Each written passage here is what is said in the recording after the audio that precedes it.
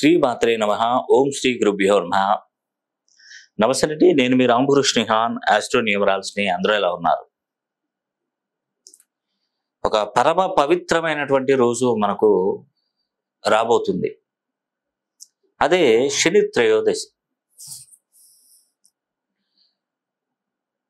మీరు ఎదురు చూస్తున్నటువంటి రోజులు రానే వచ్చేసాయి. 30 సంవత్సరాల తర్వాత శనీశ్వరుడు కుంభరాశిలోకి వచ్చాడు. ఇది నేను నా చిన్నతనంలో, అంటే దాదాపుగా నేను ఎప్పుడు చూశానంటే, శనిని ఈ ఫీల్డ్లోకి రాకముందు నేను శనిని చూశాను. శనీశ్వరుని కుంభరాశిలో ఉన్నప్పుడు నేను చూశాను. ఈ ఫీల్డ్లోకి వచ్చిన తర్వాత మళ్ళీ ఇప్పుడు వచ్చింది. నేను ఎన్ని సంవత్సరాల నుండి ఎప్పుడైనా కూడా శని త్రయోదశులు ఎన్నో వచ్చాయి, ఎన్నో పోయాయి. నేను ఎప్పుడైనా చెప్పానా మీకు? ఇది శని త్రయోదశి చాలా ప్రాముఖ్యతను సంతరించుకుంది అని చెప్పేసి ఈ 30 ఏళ్లలో ఎప్పుడైనా చెప్పాను? ఎప్పుడు చెప్పలేదు మీకు. ఎందుకంటే శని కుంభరాశిలోకి వచ్చాడు. తన సొంతిల్లు అయినటువంటి కుంభరాశి తన సొంతిల్లు, ఆ ఇంట్లోకి వచ్చాడు. 2024 సంవత్సరాన్ని మొత్తం గుర్తు వచ్చే నంబరు 8వ నంబరు. అదేవిధంగా ఈ సంవత్సరంలో నవనాయకుల ఫలితాలలో చూస్తే మేజర్గా ఉన్నటువంటి కీలకమైనటువంటి 4 పదవులను స్వీకరించినటువంటి వాడు శనీశ్వరుడు. మంత్రిగా తనే ఉన్నాడు, సైన్యాధ్యక్షుడిగా తనే ఉన్నాడు, ఆర్గాధిపతిగా తనే ఉన్నాడు, మేఘాధిపతిగా కూడా తనే ఉన్నాడు. కాబట్టి ఈ శని త్రయోదశి నుండి నేను చెప్తున్నటువంటి రాసులలో అసలు వారి జీవితంలో ఎన్నడూ చూడనటువంటి మార్పును చూడబోతున్నారు. ఈనాడు శని నడుస్తున్నటువంటి మకర, కుంభ, మీన రాశి వారు, అర్ధాష్టమ శని నడుస్తున్నటువంటి వృశ్చిక రాశి వారు, అష్టమ శని నడుస్తున్నటువంటి కర్కాటక రాశి వారికి మంచి ఉపయోగాలు ఎక్కువగా ఉన్నాయి. గుర్తుపెట్టుకోండి, మకర, కుంభ, మీన, వృశ్చిక, కర్కాటక, ఈ 5 రాశులకి చరిత్రను తిరగా రాస్తారు ఈ శని త్రయోదశి నుండి. అది మామూలుగా ఉండదు, ఆ విజయం మామూలుగా ఉండదు. కష్టాలు ఉన్నాయి మీకు, నేను కాదనను. మీకు కష్టాలు ఉన్నాయి, కష్టాలతో బాధపడుతున్నారు. ఫ్యామిలీ డిస్టర్బెన్స్ ఉండొచ్చు, ఉండొచ్చు కదా, ఉంటాయి. మానసిక ఆందోళనకు గురవుతుండొచ్చు. రుణబాధలు ఎక్కువగా, విపరీతమైనటువంటి రుణబాధలు. ఒక దిక్కు తీరుస్తుంటే ఒక దిక్కు పుట్టుకొస్తుంటాయి, పుట్టగొడుగుల్లా. ఆ రుణాలు ఇప్పటికీ మిమ్మల్ని సతమతం అవుతూ ఇబ్బందికి గురి చేస్తుంటాయి. ముందు నుయ్యి వెనకకు ఇలాంటి స్థితిగతులు.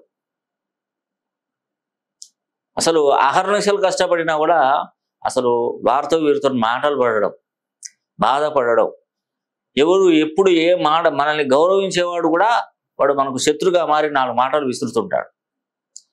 పరిస్థితులు దారుణంగా ఉంటాయి, ఎప్పుడు ఒకేలా ఉండవు కదా. మన దగ్గర డబ్బు లేదు కాబట్టి మనల్ని నానా రకాలుగా మాటలు అంటుంటారు.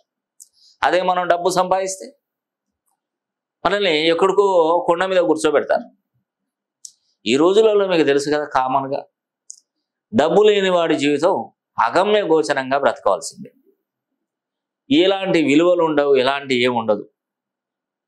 జీవితం అంతా కూడా నడకన సాగిపోతుంది.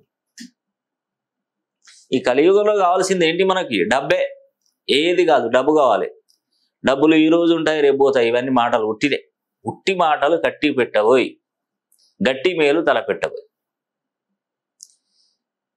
ఏముందండి, మామూలుగా పైసలు ఎప్పటికీ ఉపయోగపడతాయా? డబ్బులు ఉపయోగపడతాయా? డబ్బులు అన్ని వేళలా పనిచేస్తాయంటే పడతాయి, ఖచ్చితంగా పడతాయి.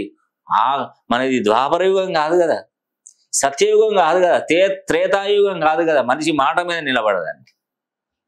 ఇప్పుడు ఇచ్చిన మాట నీకు రేపు పొద్దున ఇవ్వడు వాడు. రేపు పొద్దున 10 రూపాయలు అప్పిస్తా అంటాడు, తెల్లవారు అడిగితే లేవంటాడు. మన డబ్బులు, మనకి డబ్బులు ఇచ్చి సహాయం చేస్తాం, వాడు ఆ విషయాన్ని మర్చిపోయి మనల్ని శత్రుగా మారుస్తాడు.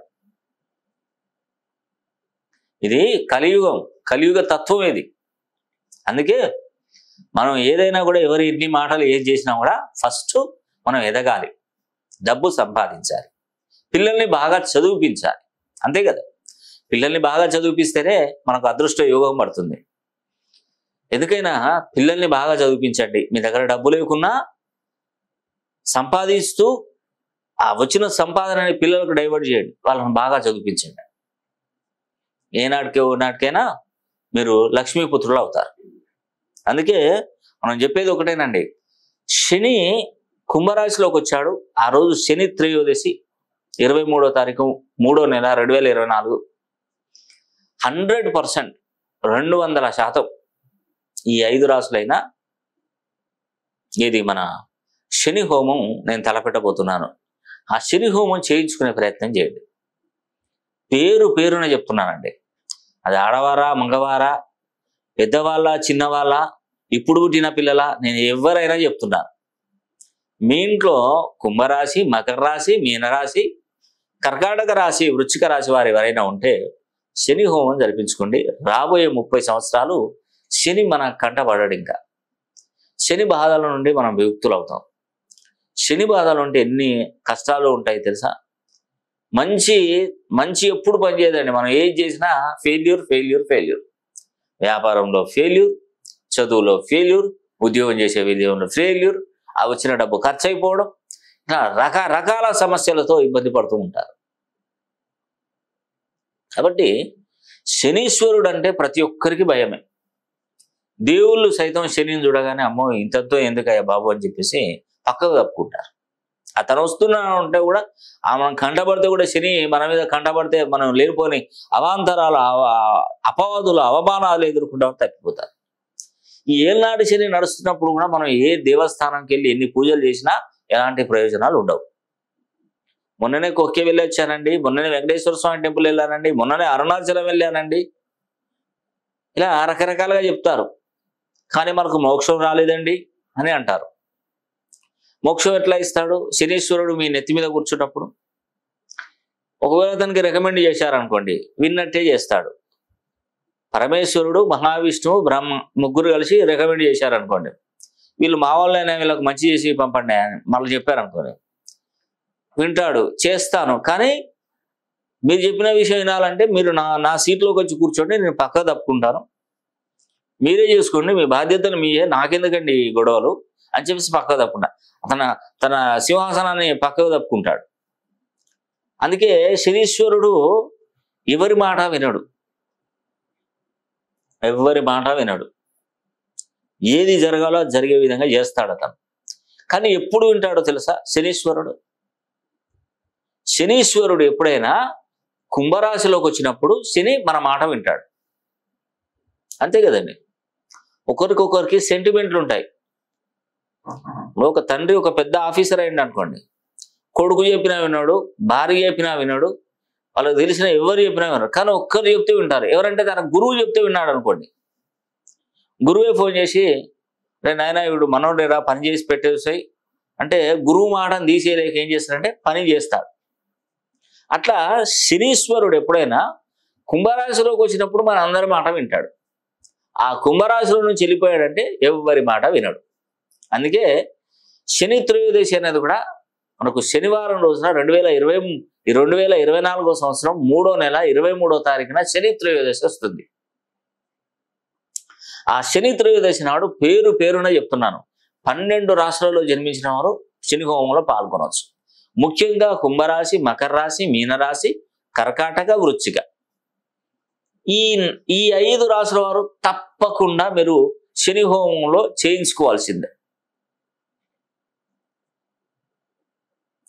ఉత్తరాభాద్ర నక్షత్రం గుర్తుపెట్టుకోండి.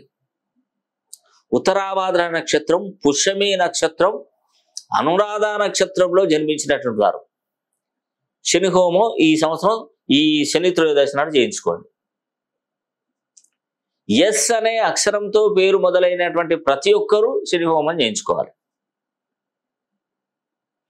8వ తారీఖు, 17వ తారీఖు, 26వ తారీఖు తేదీలలో ఈ తేదీలలో జన్మించిన వారు శని హోమం తప్పకుండా జరిపించుకోవాలి.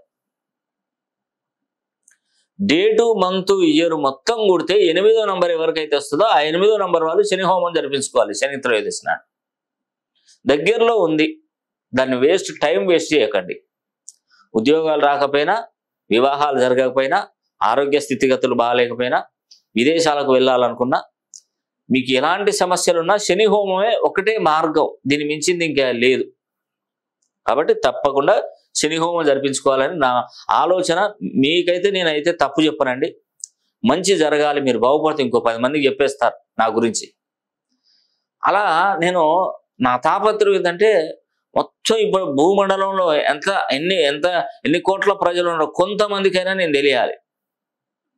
నా సేవలు అందుకోవాలి, మీరు బాగుపడాలి, 10 మందికి నా పేర్లు మీరు చెప్పాలి అనే ఒక ఉద్దేశంతో మంచి మంచి పాయింట్స్ తాళపత్ర గ్రంథాలలో చూసి ఎవరికి ఎలాంటి రెమెడీ చెప్తే వాళ్ళు అదృష్టవంతులు అవుతారని కూడా క్షుణ్ణంగా పరిశీలన చేసిన తర్వాతనే నేను కరెక్షన్స్ ఇస్తున్నాను. అది కూడా 360 డిగ్రీలు, 270 నుండి 360 డిగ్రీల కోణంలో పేర్లు కరెక్షన్ చేస్తున్నాను. ఈ అవకాశాన్ని ప్రతి ఒక్కరూ సద్వినియోగం చేసుకోవాలని కూడా మనసా వాచ కర్మేణ కోరుకుంటూ సెలవు తీసుకుంటున్నాను. సర్వే జన సుఖినో భవంతు.